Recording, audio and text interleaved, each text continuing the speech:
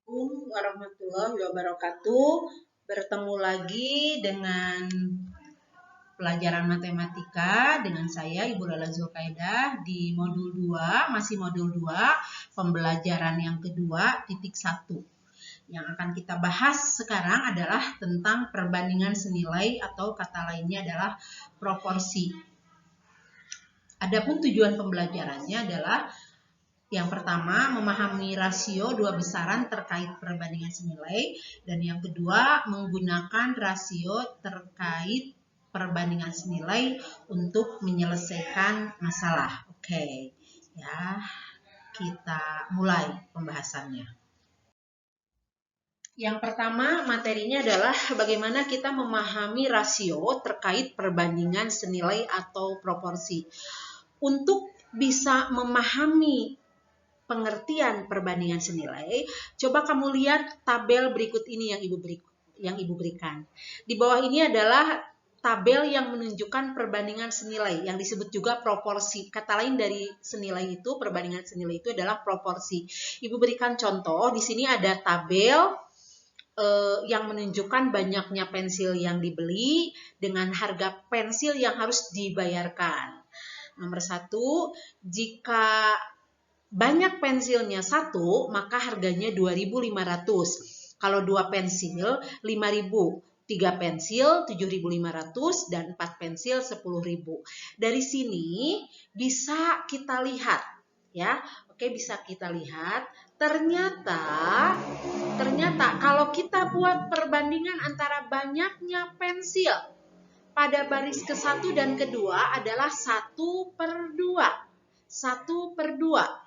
Itu ternyata sama dengan perbandingan harga pensil baris ke-1 dan kedua, 2.500 per 5.000.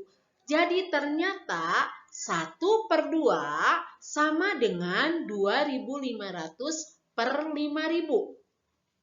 Ya. Atau sebaliknya, pada baris kedua dan ketiga, 2/3 sama dengan 5.000 per 7.500. Ya, ini karena hasil baginya selalu sama. Nih, kalau kita bagi harga pensil dengan banyak, 2.500 dibagi 1 sama dengan 5.000 dibagi 2, sama dengan 7.500 dibagi 3, sama dengan 10.000 dibagi 4. Ya.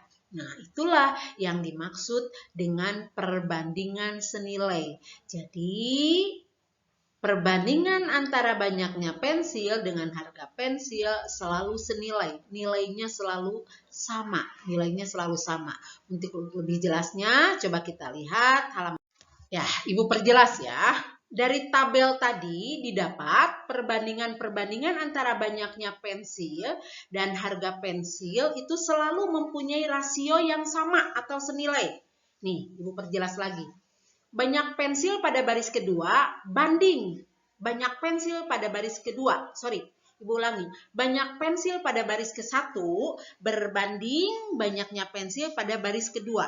Ternyata itu sama dengan harga pensil baris kedua per harga pensil baris kedua. Kita lihat banyak pensil pada baris ke-1 dan kedua adalah 1/2. Harga pensil baris ke-1 dan kedua adalah 2.500 per 5.000.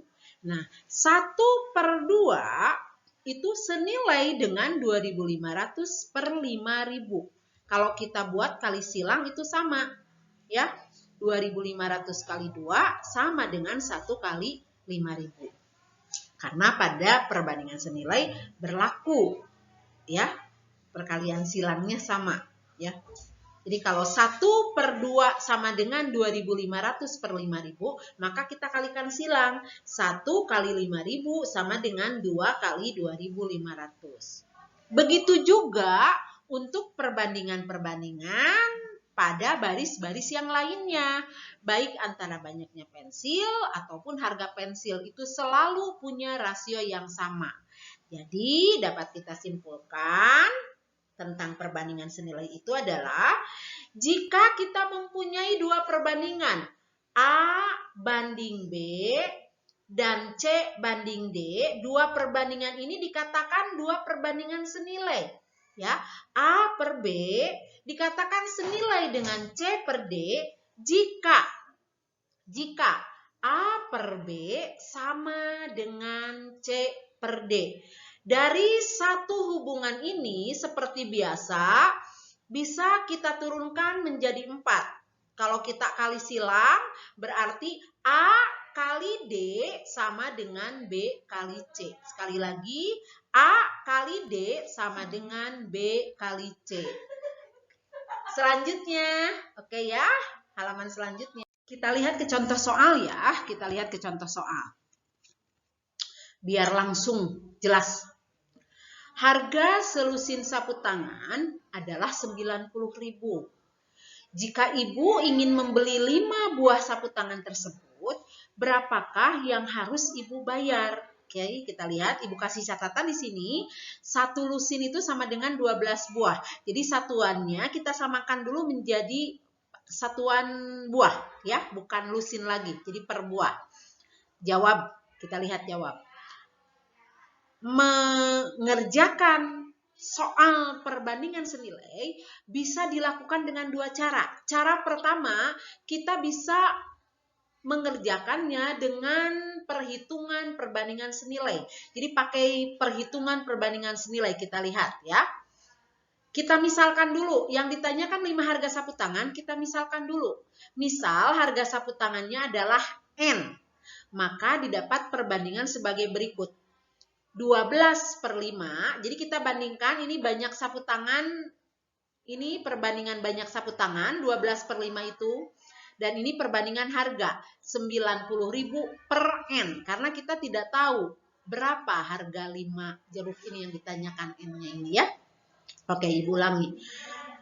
Perbandingan jumlah sapu tangannya berarti 12 banding 5. 12 banding 5. Perbandingan harganya berarti 10.000 banding N. Ya, oke, kita jelaskan lagi. Berarti berlaku perkalian silang karena perbandingan senilai tadi yang tadi ibu jelaskan. Kalau A per B sama dengan C per D, berarti A kali D sama dengan B kali C. A, ini A, 12-nya A, 15-nya B, 90.000-nya C, N-nya D. Berarti A kali D, 12 kali N sama dengan B kali C, 5 kali 90.000. 12 kali N-nya sama dengan 12 N. 5 kali 90.000-nya adalah 450.000.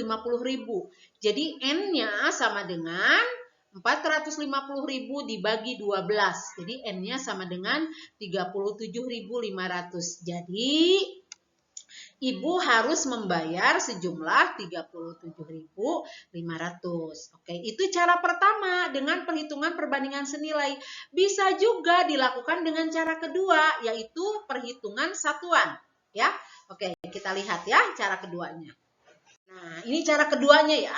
Cara keduanya dengan perhitungan satuan. Jadi, kalian bisa mencari terlebih dahulu harga satu buah sapu tangannya.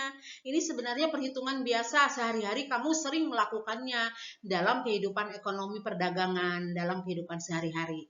Tadi sudah diketahui ya, kalau dengan perhitungan satuan dicari dulu harga satu buahnya. Tadi di soal diketahui katanya harga satu lusinnya 90.000. Sedangkan kita tahu satu lusin itu 12 buah.